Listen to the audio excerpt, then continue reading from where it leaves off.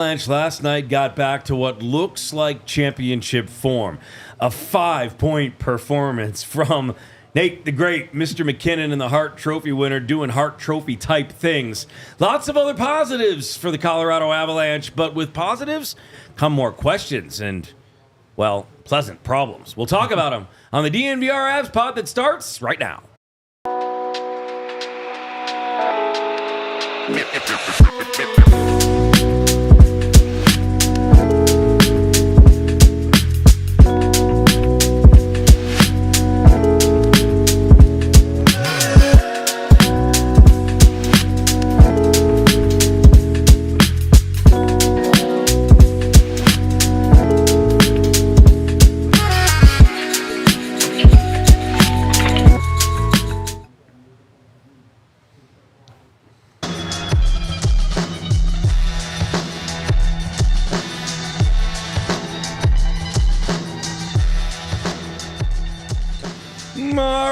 Inside the Toyota Lounge, presented by your Front Range Toyota dealers at the DNVR Studios, high above the DNVR bar on Colfax. We're outside. The weather is getting a little frightful. Feels like hockey season now. We got a snowstorm going. Everybody's bundled up at the parking lot today, warming up the car. Boys are flying to Winnipeg, where somehow in November, it's warmer there than it is in being Denver. Less snowy in Winnipeg than here. I don't know what's going on, but the boys are taking their golf gloves. No, I'm just kidding. They're not doing that. But welcome inside. It's the DNVR Avs pod presented by Bet365 and the new official sponsor of not only the Nuggets but also us, the Colorado Avalanche pod. Glad to have you along. We got Big E, we got Rudo, Tip working the dials behind the scenes there.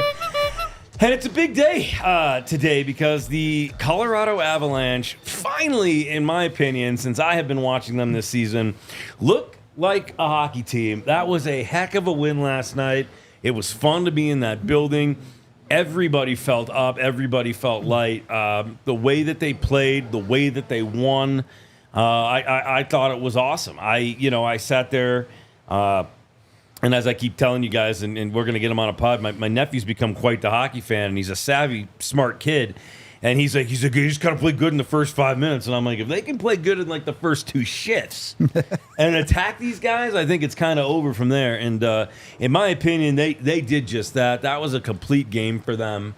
I liked everything about it. That is about as close to perfect for them right now as you're going to get. We talked about on the post game last night. I'm a big believer in the first goal of the game. I do. I mean, I'm not going to shy away from it. I've been for many years a fan of scoring first. Obviously, the Avalanche proved me wrong many times last year because of their comebacks all the time. But I don't think it's it's not a way. Catch-up hockey is not a way to play hockey. And I'm not saying you give up the first goal and you quit. That's not what I'm saying. But it does make you manage the game better. It does make you feel the game better. It does make you manage it. And, I think it just gives everybody wings and confidence when you're playing up. So the first goal of the game yesterday was big. I think Billy's right.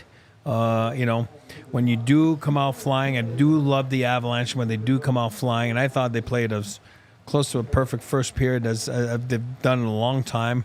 I thought they played well the whole game, but I thought it was very important to win the first period, and I think they did just that, and I think that's what set them on their way to a great hockey game last night by the Avalanche. Was that the biggest sense of urgency that team might have felt? I said yesterday on the morning skate, and you were there with me, the presser was different for Bednar. He's very loose, he's very positive, and he was all of those things yesterday at the morning skate presser, but there was definitely a bigger sense of, gravity to going into that game last night. It's kind of what I felt. I think when they were 0-4, that one was probably there was a little more gravity there. Yeah. But with this one, I think the big takeaway is, look, they know they need to start getting back to winning ways. And the way they won this game is, I think, a weight off of their shoulders.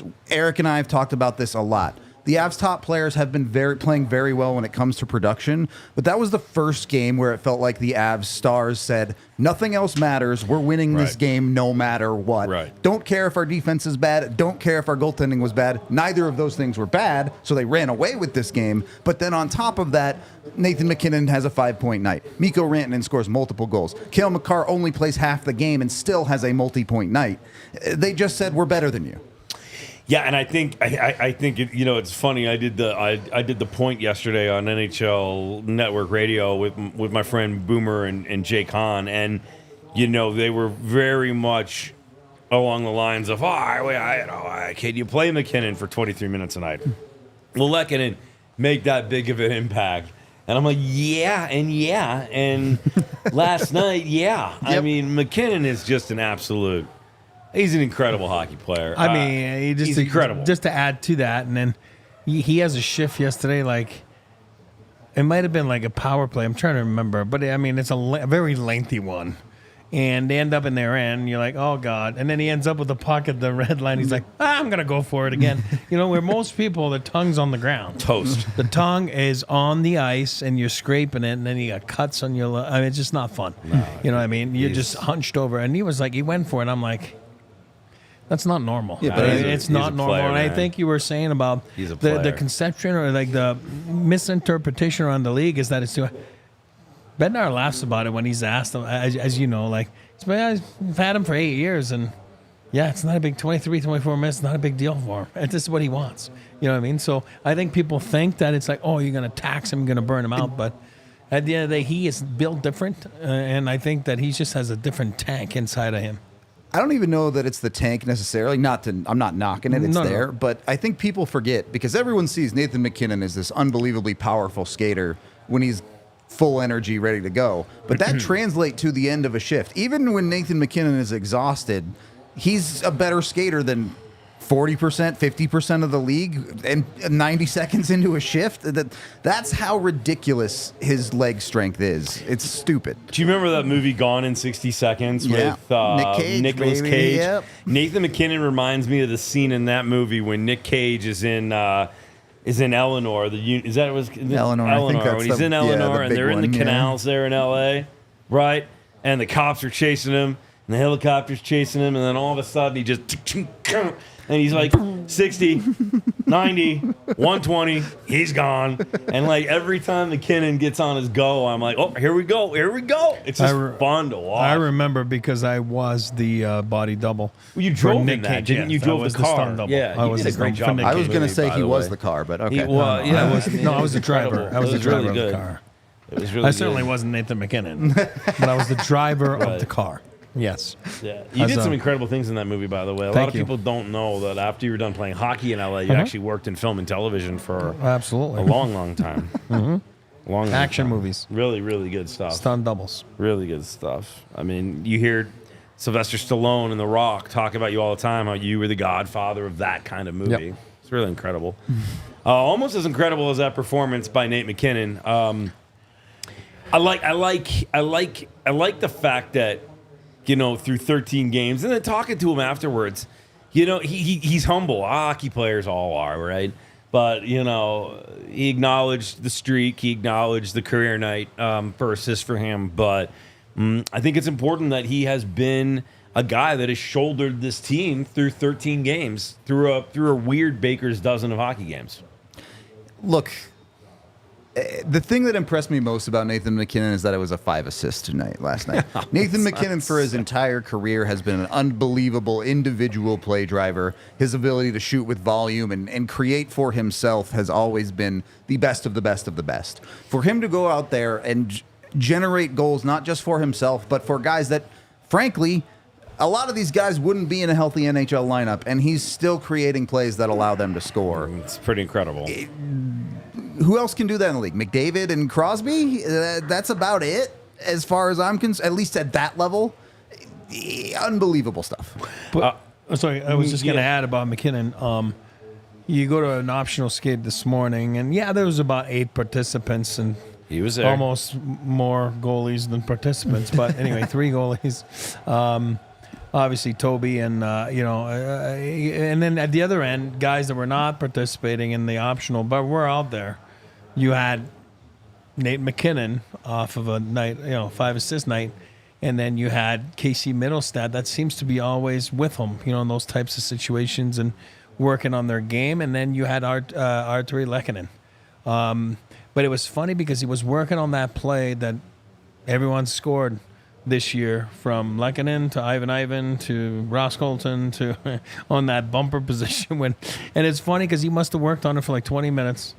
And then I don't care what people say. It's like Ovechkin from the dot. They're like, oh, it's coming. And you're still scoring. Yeah, there's a reason for that. It's because they're the best of the best. And Nate seems to be becoming one of the best at that. Not only is he a great volume shooter that we talk about, and sometimes we want him to shoot more, but then he likes that play. And the way he does is his hands are so quick. You have to respect his shot. And then the way he tosses it to that bumper guy, and you saw him this morning for 15, 20 minutes working at it, just feeding Lehkonen there, and then Middlestad across. And then, of course, they spent maybe 12 calories because it's so laid back and everything. But, he's working at his craft on a day off like this, in a sense that pretty nice to see. It's pretty fun to watch. But he's developing a few things that you can tell he wants to, like today, he was making sure that he was trying to give it on his back end, right? Because, again, he's going to give it to that bumper guy. You've seen the video, but it still works. Why? Because he is so good at making that play, and that play from his back end and quick, and works at it. Bet there were fewer stick tosses today at practice after you win 6-3. No stick tosses. No stick tosses. No stick was harmed today. Oh, actually, no, wait. Eustace broke a stick today. Oh, yeah? Yeah, but not unintentionally. Okay. No, not out of anger. Casualty of shots. The follies of job and blocking shots. Making saves, yeah. Doing what he's been doing really well. And we'll get to some more we sure will. Eustace talk coming up. Other big thing from yesterday, and we'll talk more about him after our first pause, but Lehkonen. Yeah. Injected something in that lineup right away. You could see it from the drop of the puck. You could feel it during the national anthem after they announced that he was in the starting lineup. It carried on to that first shift and that first 5 minutes, like Billy said, and it just turned into a very energetic hockey game. He breathed life. I'd have no idea what the tense of that is. Yeah. He breathed. Put some air in their lungs. Yeah, he put some air in their lungs. He pumping the tires. And good thing I talk for a living.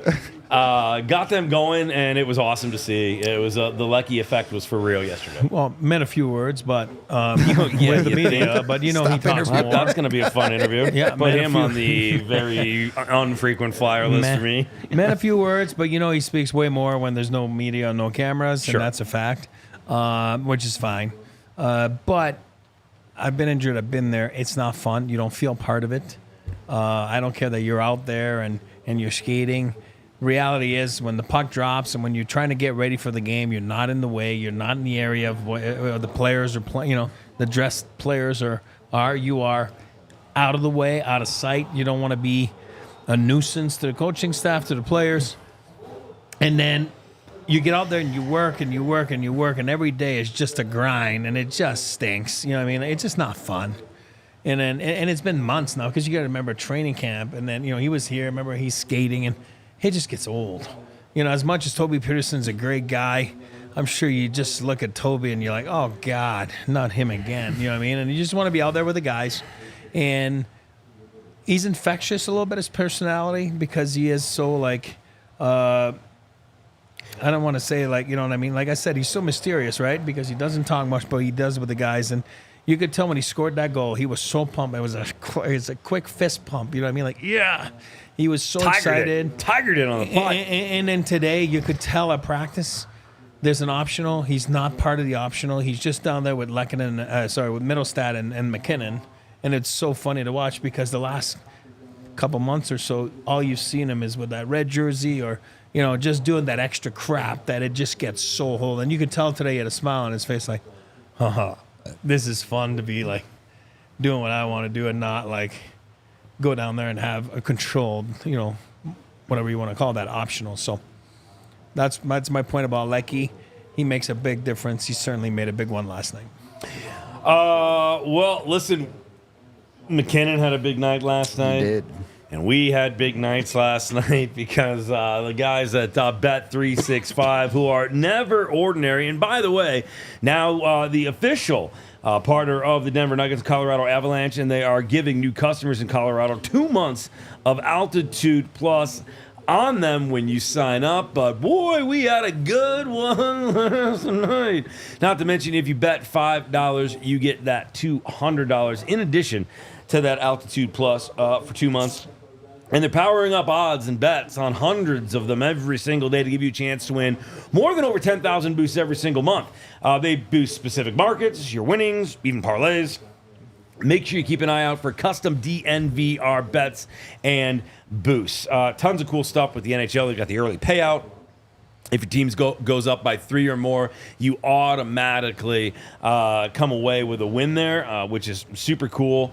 All you have to do is download the app, use code DNVR365 when you sign up. They are the official partner of the Denver Nuggets and Colorado Avalanche. You must be 21 plus and physically located in Colorado. Please gamble responsibly. If you or someone you know has a gambling problem and wants help, call or text 1-800-GAMBLER. I almost was a ridiculously close pass away.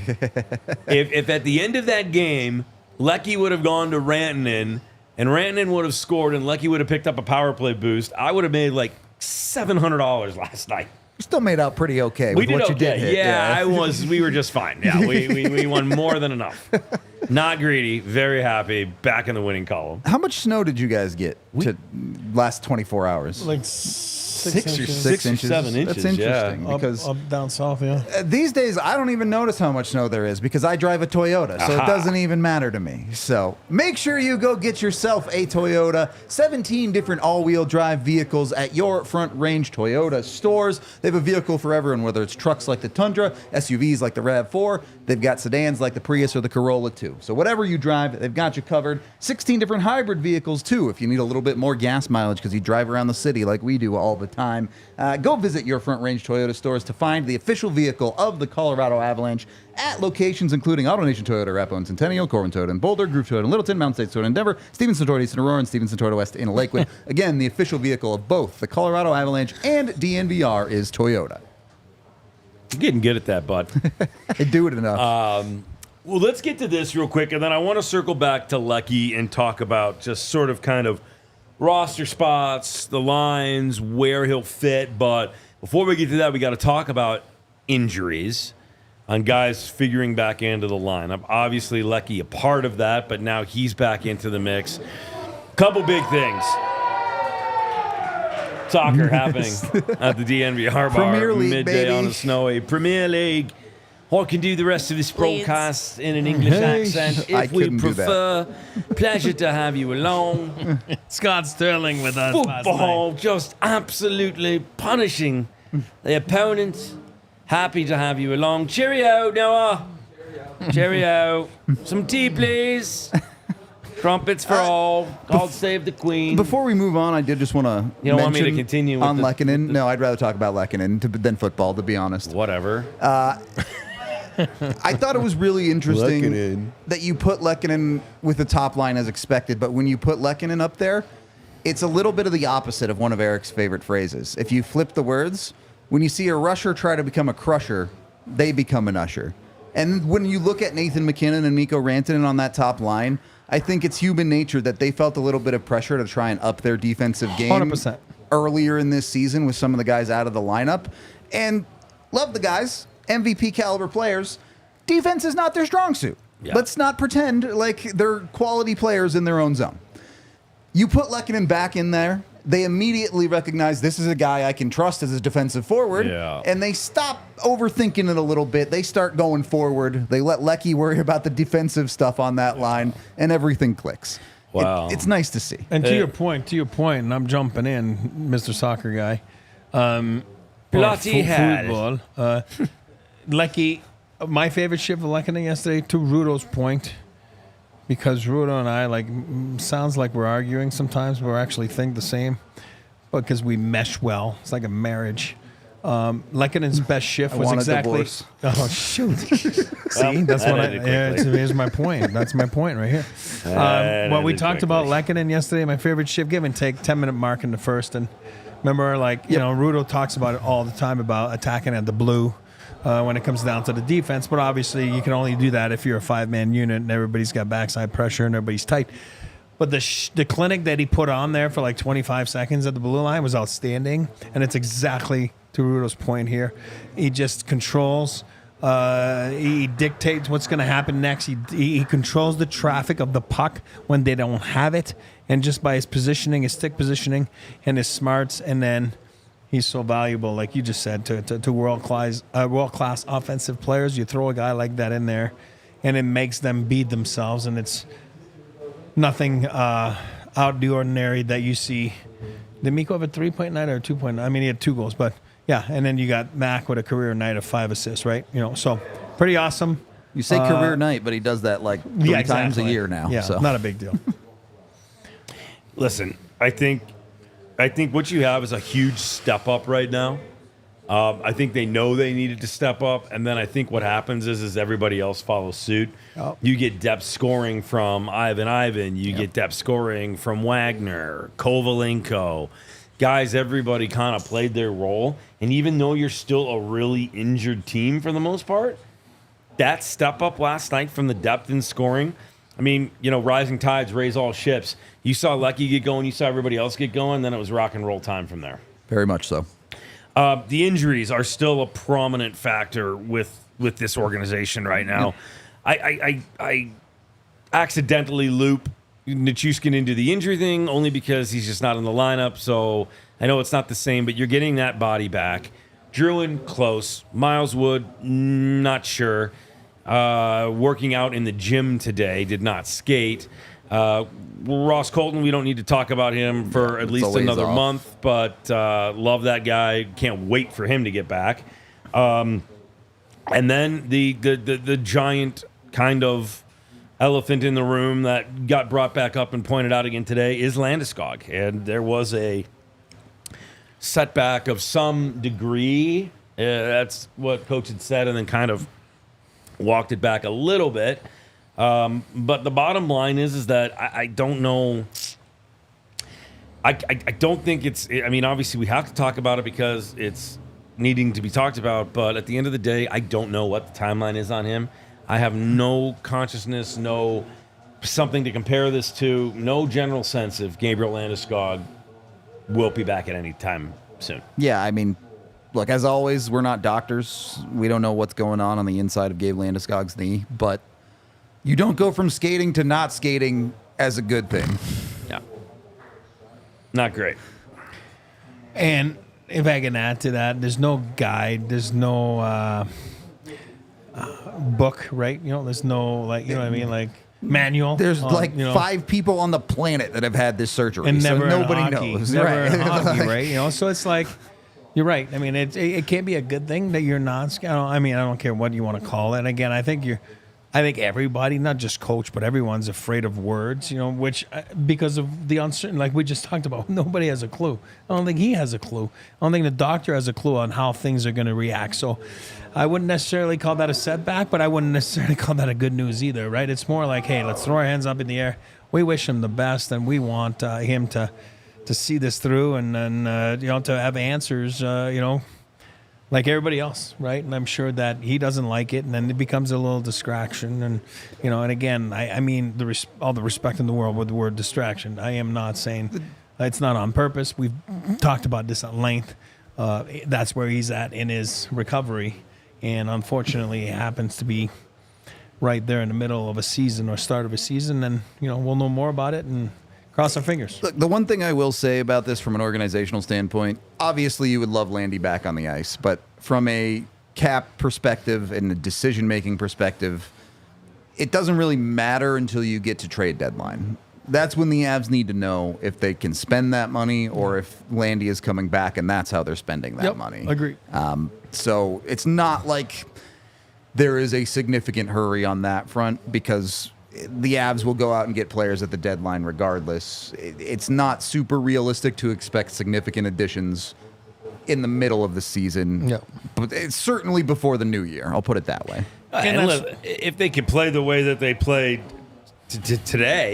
yesterday, yeah, okay, Seattle's struggling, but you play hockey like that, you get goaltending like that, then you add Druin back in the lineup, Nichushkin back in the lineup, Colton back in the lineup, Wood back in the lineup. You're fine. Everything's okay.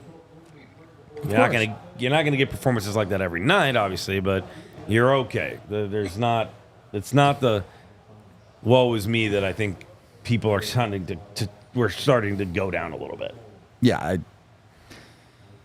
Again, the Avs will be a different team come trade deadline. That is what it is.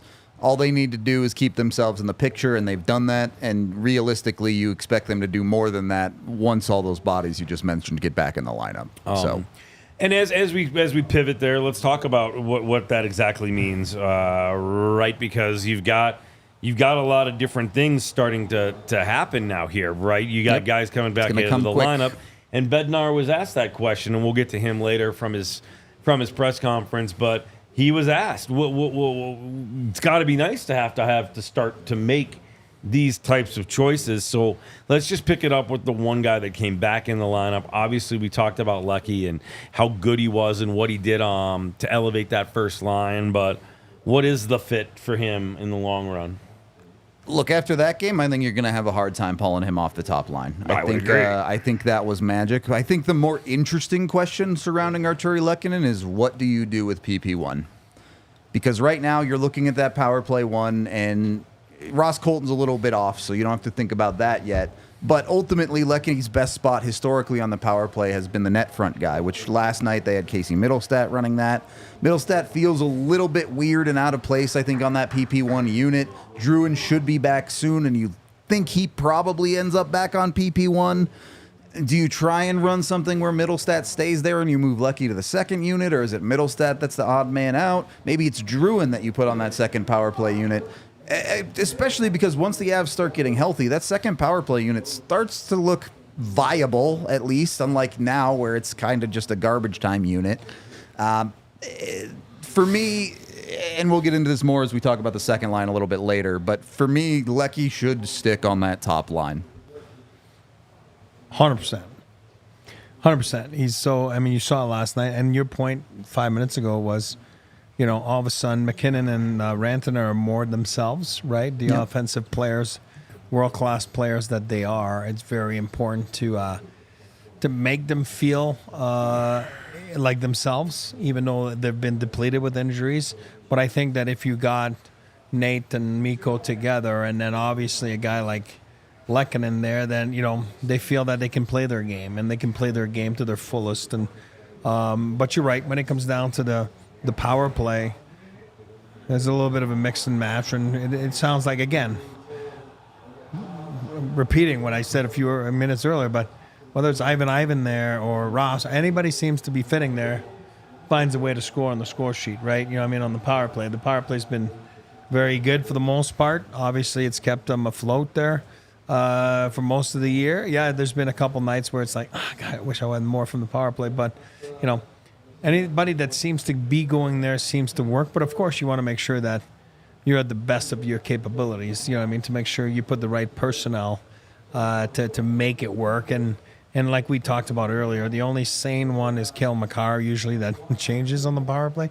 All the other ones are absolute bozos in a good way. When I say that, I mean that with all the respect. But, you know, they just go with their big tanks of oxygen and go, you know. And I'm not saying Jared Bednar is going to play his second unit a lot, but when he looks at his second unit and it includes Logan O'Connor and Ivan and Chris Wagner, he's not even considering using that unit, as opposed to a second unit that could be Artturi Lehkonen with Casey Middlestat. At some point, Ross Colton will come back too. Yeah, he's still going to prefer the first unit, but he might look at that second unit and go, I can at least play this. And that's why he does that on the bench. You see him all the time. He's like, you stay there. You guys are fine. You've been there 4 minutes straight, but that's fine. You know, just stay out there. That is not to jump around too much here, but I did forget because I'm having trouble keeping track of all this. I feel like a nurse in a hospital infirmary at the moment. But The Cale McCarr thing, let's just talk about that briefly. I want to circle back, and then we'll get to the second line. We kind of talked about where Lehky fit, but Cale McCarr... The fact that he's traveling, the fact that we got that news means to me it's pretty much a non-story. Maybe he doesn't play against Winnipeg, whatever, but ultimately he's mostly fine. Right, and what I'm learning here about this organization in this current state that they are in, with a little bit of the unluck with the injuries, is they are erring on the side of caution way over top. It's like the story you were telling in the car last night to Billy and I about when you're the first-time parent. Oh yeah, the first baby, you way overthink it. Oh, yeah. You're way careful with, but by the time you get to the third kid, you're like, you're fine, rub it off. This right now feels like a first kid scenario that might not be bad whatsoever, but they erred very big on the side of caution with Calvin DeHaan the other day as well. Yep. He missed that game because they just wanted to make sure everything was okay. It's not that bad. He's going on the trip. It's a one-day trip. Right. You got Donovan on the medical side staying back, and you got obviously Val skating and Kakinen in the net getting shots, and then Druin, because it's just a one-day trip. So obviously, he could have easily stayed back, did some therapy, and try to get ready for the next game. But the fact that he's on the plane is very telling. And again, we're not saying we're not doctors that he's going to play tomorrow, but there's a big chance he is playing tomorrow, and that means that it's not that major of an injury. So let's cross our fingers on that one. It's a good sign. Yeah, it was also a good sign that he never really left the game last night either.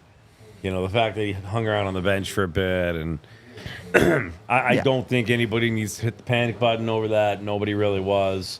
Everybody saw him at the rink today walking around. Seems just fine. Yeah, that was the hope. It looks like the Avs probably got away with this one, whatever it is. And look, if it were me, I sit McCarr on the bench, let him play the power plays, get a point so he can continue his point streak, and then send him back down the tunnel tomorrow night. All right, that's it. Well, take the early lead. Let's go. Yeah, get out early, get out of trouble, and be all right. But we are obviously, as a consortium of three men and a woman, we are thinking constantly about men's health. And our friends at UC Health want us to focus on that. And data shows that men are more reluctant to seek health care, which causes worse outcomes. And UC Health wants to change that. One way that they're doing that is by starting a conversation with real men about men's health.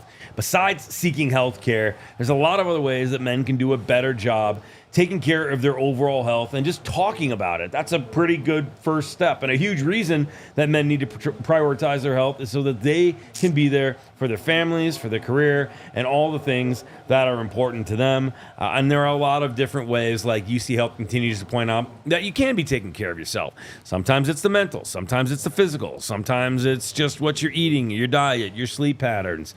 And it does start with a question, boys, what is your area of health that you feel strongly about that you need to work on? If you had a quick one, what would it be, Rudo?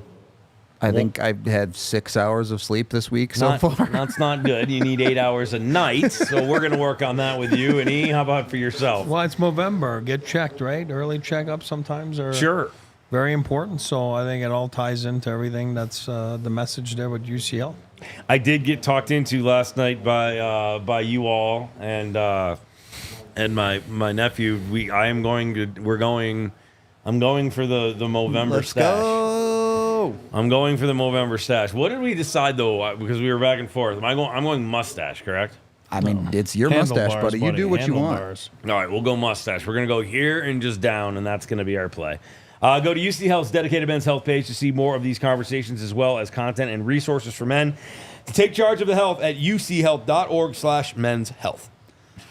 I mentioned I don't notice the snow earlier to you guys. You don't. But that does not mean that I suffer from snow blindness because I wear my Shady Rays. Imagine driving down the road being a pleb using your raw eyeballs to stare into the snow. Who does that? Imagine doing that when you could have Shady Rays on, cruising down, feeling good, not getting headaches because of the sun rays. Go get with Shady Rays today to get your polarized sunglasses 35% off when you use code DNVR. They have hundreds of different styles, a style for everyone, including you can change your color of the polarization. So if you want to get some Avs burgundy in there, you can. If you want to get a little bit of blue, maybe some Broncos orange, whatever it might be, Shady Rays has you covered. They even have prescription sunglasses if you do have eyeballs that need that. So go check them out today. Join over 300,000 people that have given Shady Rays a 5-star review. And again, use that DNVR code at shadyrays.com to get 35% off your pair of polarized sunglasses. Stay cool. Stay classy, San Diego. San Diego sounds good right now with this weather. Yeah, no kidding. Actually. Moving on to, we're done with the injuries. We talked about Lehky. With the returning guys, Coach Bednar talks about how it will adjust things a little bit. What does the perspective for the rest of your lineup look like now? And kind of start with that second line and how it now develops and evolves and that waterfall down effect that we're going to start to see. Yeah, the second line needs help still. As much as I want to keep Artturi Lehkonen on the top line, and don't get me wrong, Casey Middlestat is having a great season. He's producing very, very well. But that line needs help when it comes to driving play a little bit. Middlestat is a positive possession player because everyone on the Avs is a positive possession player right now, but he's one of their weakest possession forwards. Last night, they got crushed in possession even before the third period. They were the one line that was really struggling to drive play the correct way. And again, Middlestat's still finding a way to produce. He gets the assist at the end of the game to Kovalenko. Great. The reality is, with guys like LOC and Kovalenko and Ivan and whoever else they're putting up there at any given moment, they're still not there with a second line that can be consistently effective. And when you go into a building like Winnipeg tomorrow night, that's a line that you have serious concerns about against a good hockey team. So they need to get Druin back. They need to get a Colton back further down the line. And it doesn't have to be those guys on the second line. Maybe it's a Rantanen down there. Maybe if you feel comfortable, you move Lehkonen down there. But I really think you need someone like pick Rantanen or Druin, one of the two, that helps Casey move pucks in the right direction a little bit on that line. Yeah, I'll second that. I think he sticks to Lehky up top.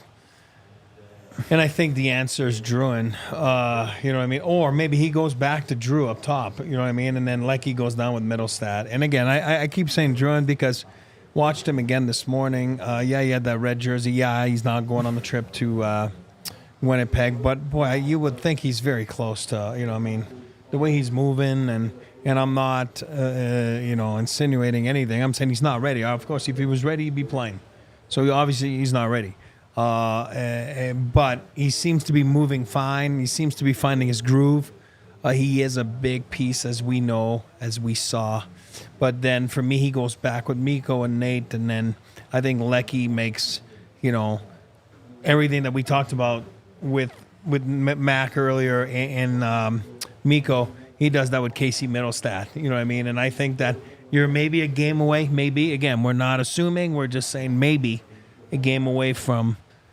Maybe being able to make that combination and make that second line because Casey can be special. We saw that play. It's a nothing burger play with 4 seconds to go in the game, but not a lot of people can make that pass. You know what I mean? To Kovalenko there. It's a special play by a special player. He can be special, but he needs a little help. Like Rudo said, I agree with that. It's been a little bit. And then no offense to anybody. Guys are playing out of slots. You know what I mean? You're just playing out of where you're supposed to be. And that's what Lehky does. He just makes everything go back down to the Kivirantas and O'Connors and, like all that stuff. That's what gaining Lehkonen, that's what gaining Druin will do. And, of course, gaining Miles Wood at some point, you're hoping, right? So you're talking about 3 forwards there in the lineup that can make a big difference, you know what I mean? And just pick one. Any one of them helps the second line in the immediate. One at a time just makes a big difference, you know what I mean? As we saw Lehky yesterday, being the first one, that made a big change into the lineup and the way you have to defend the Avalanche, where it's not maybe just a one-line or one-trick pony. Now you're like, okay, we got to respect Middlestat and who's with them and all that kind of stuff. So, yeah, it'll be interesting to see. I think, as a coach, you can only hope and look at what we just saw there, the board, and, you start dreaming a little bit every game and go, okay, one more game. And then you hope that, it doesn't go more on the injured side. Throw that back up for us real quick. So what let's just hypothetical this here, okay? So you have this right now, and let's project this. She's already got the Druin projection in there. Yeah, she's already got it. I just threw it in there. I figured that was where we were talking She gone, about. done it. So where would you like Kiviranta instead? And how about Nichushkin? Because we're getting him back in a few days. So let's fill this out. Yeah. Let's Drop Tynan and Wagner and put Nichushkin and Kiviranta back in. And you've also got O'Connor on there twice. Yeah, O'Connor should be Wood, right? Yeah. But while she's filling this in, look, reasonably, the Avs have 4 healthy top 6 players. You add Druin, that's 5. You add Nichushkin, that's 6. Are we calling Ross Colton a top 6 player now, based on the way he started the season? I mean, Call it 6.5. sure, I'll buy that. So you now have gone from a team that hasn't had a full top 6 at all this year to a team that has more than a full top 6 of talent. That's a beautiful thing. And that doesn't even include a guy like Miles Wood to help flush out your bottom 6. That's a beautiful thing. Not to mention what you might pull off at the trade deadline if you decide that Gabriel Landeskog is or isn't in your roster. Right. And I think that's what people forget about with that conversation is even if it's not Landy, it's insert name here for Landy's money that helps the Avs even further down the lineup. Gosh, I think I'm going to bet this. Got that little twinge. I think I'm going to bet the Avs to win the cup. Woo! Can I like have it. one more guy, though, that I don't know I where can't we had do it, him. buddy. It's been too long. I would love to, but I can't. I thank you, though. Where do we have, because I can't see, as we know, Ivan, where is he on this list there? Yeah, Ivan should be in over Wagner or Tynan. Yeah, so here's what I'll say. Ivan's going nowhere. Nope. I agree with that. I agree. Coach Bednar is an absolute, and again, I would be too, because he does what you ask him. What you ask him to do, he does it.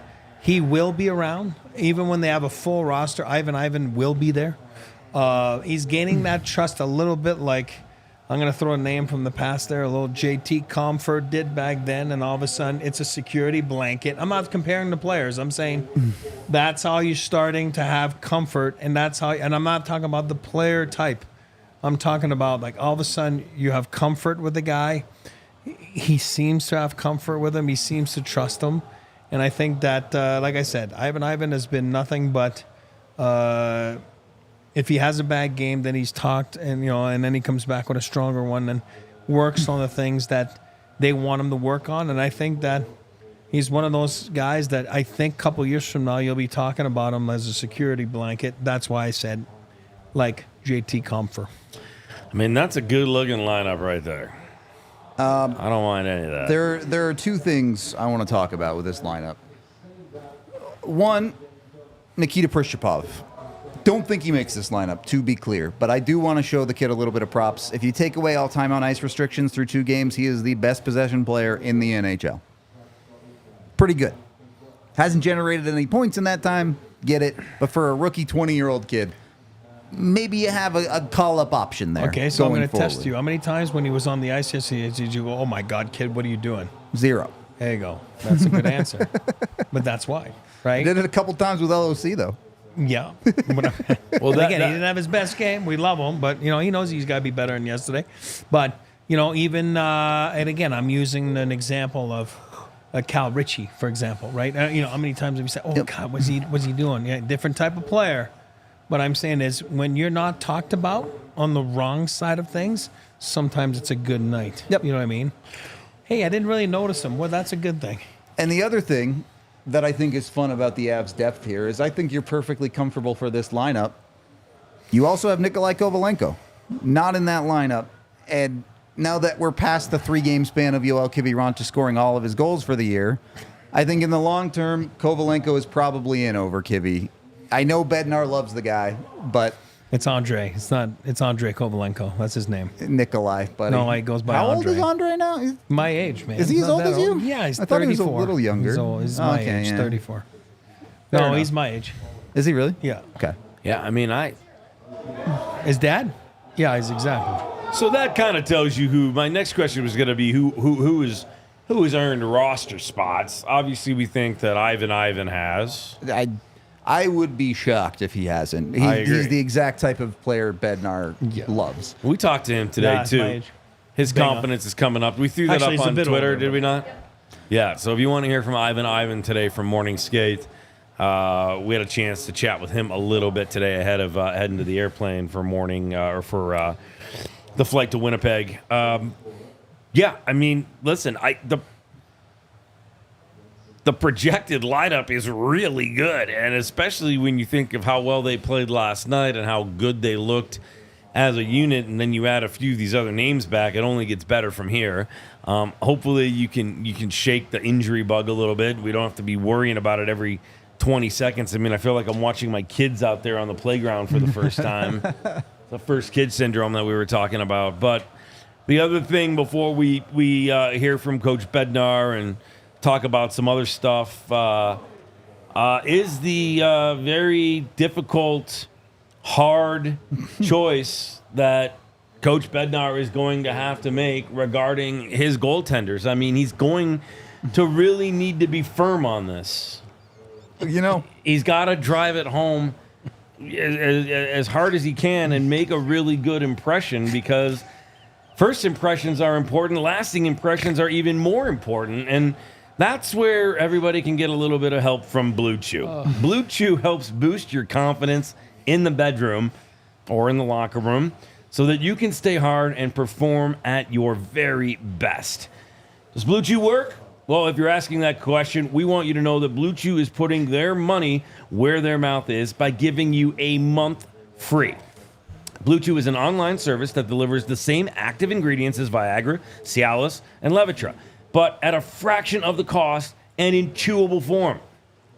You could be missing out on some of the best sex of your life. And with Blue Chew, men everywhere are excited to see the postman, because when your package has arrived, can you zoom in? this is all you get. Your package has arrived.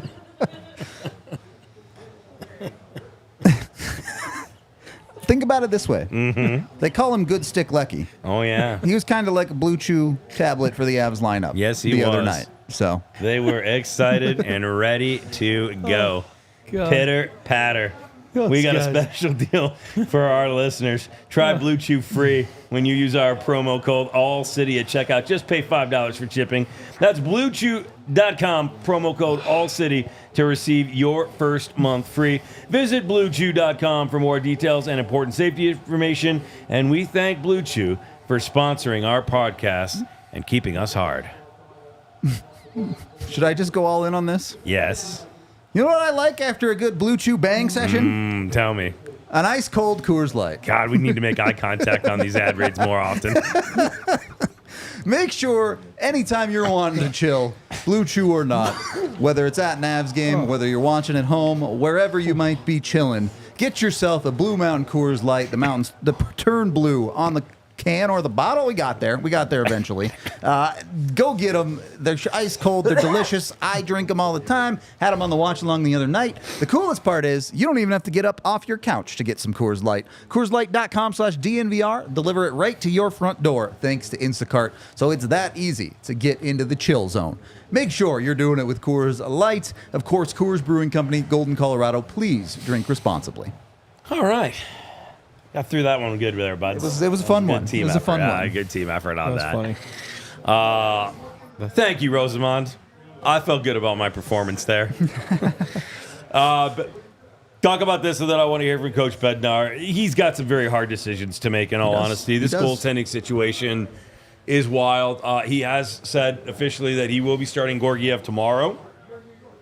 Clearly, he gave Eustace a lot of confidence by starting him after the Nashville loss, which I didn't think had anything to do with Eustace, but he will go with Georgiev. He will go with Eustace as the backup tomorrow.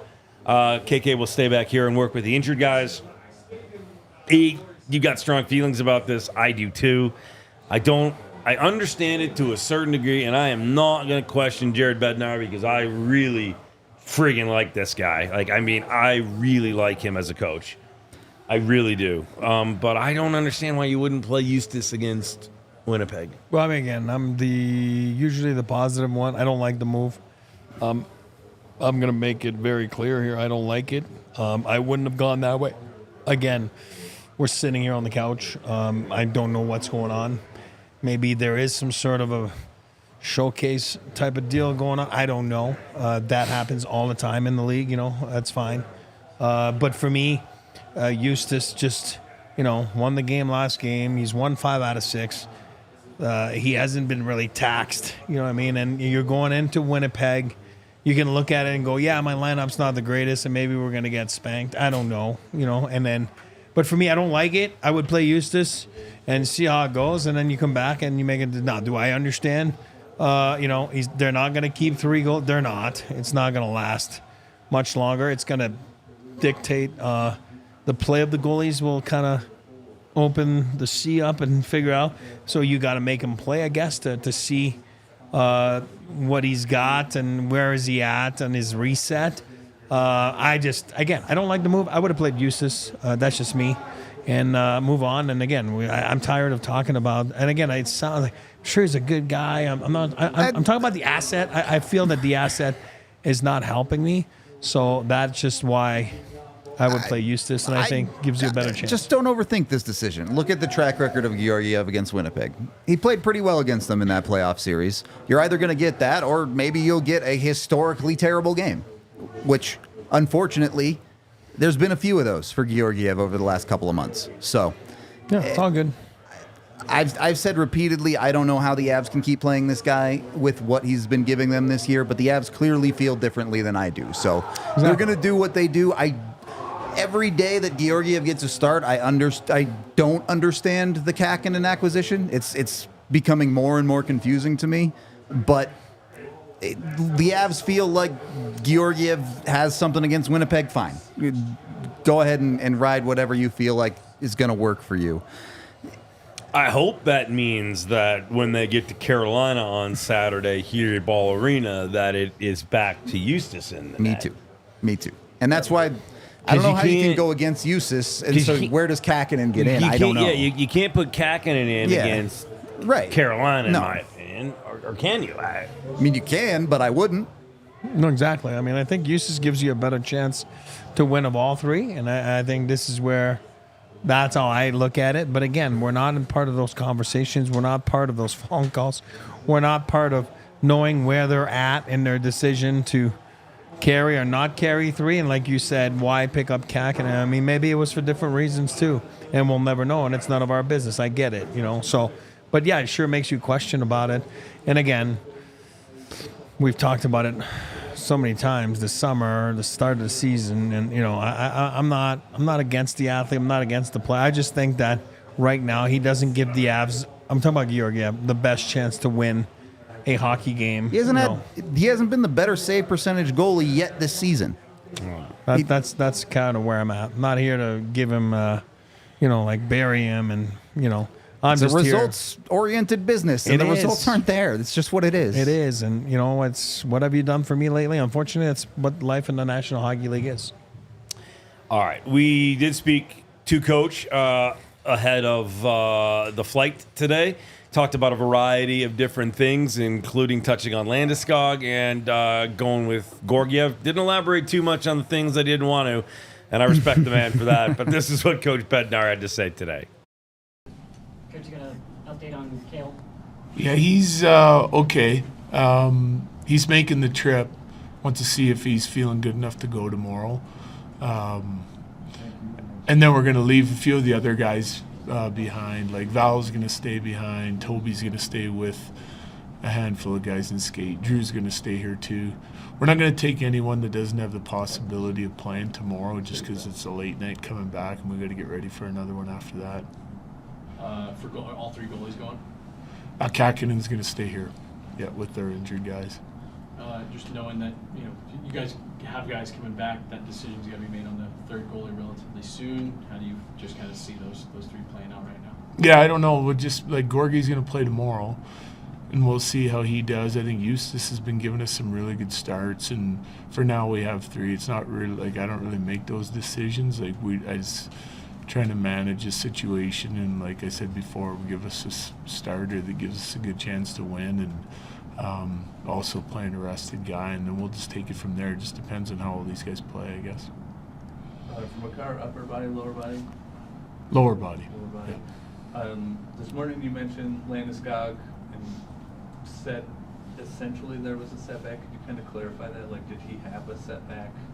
I don't know if you can call it that. Yeah. Like, that's what I said on the radio show. Like, I think there's ups and downs throughout the course of his rehab, especially now when he's like feeling better and getting closer to play. He's pushing himself into different areas, and sometimes he reacts well and moves on to the next thing, and then the next thing might not feel great for him, so I don't think it's anything unexpected, and then as he sort of pushes himself into different areas of his rehab, I think what happens is ultimately if it's bothering him, then he backs off or goes a different route, you know what I mean? And so right now he's continuing his work and in the gym every day, and he'll get back on the ice soon. I guess you don't have a lot of options in that bottom six, but you've not been afraid to put rookies on the same line together. Like, are some of those guys, like 13 games in, have they started to gain your trust in certain areas of the game? Yeah, no question. Because I like what and they all bring something a little bit different, but I think when you're talking about, like Kovalenko, he's got great tenacity on the puck in the offensive zone, good vision, likes to play around the net, has really good hands around the net, and can make some plays in there. It's a big add to, a bottom six, being able to have a guy that has that kind of touch and feel around the net and ability to make plays.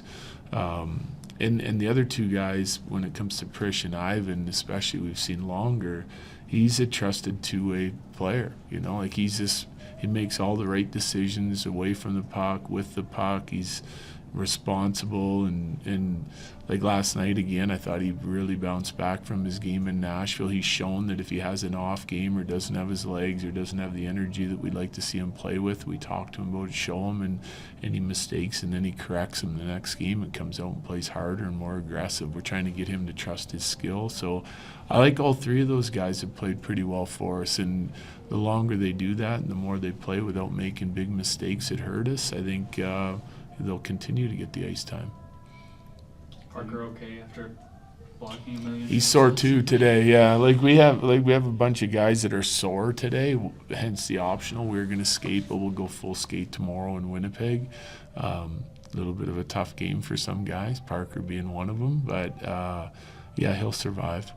Are you looking forward to actually having some decisions to make about the roster? Sure. I mean, whenever we can add top players back in the lineup, it's a positive thing. I think you said Miles was going to get evaluated today too. Is He's in the gym today again. Yeah. I mean, it's just sort of a day-to-day feel for him and when he ramps it up to the next level. Do you feel like you guys had just a boost of energy just purely getting Artturi back?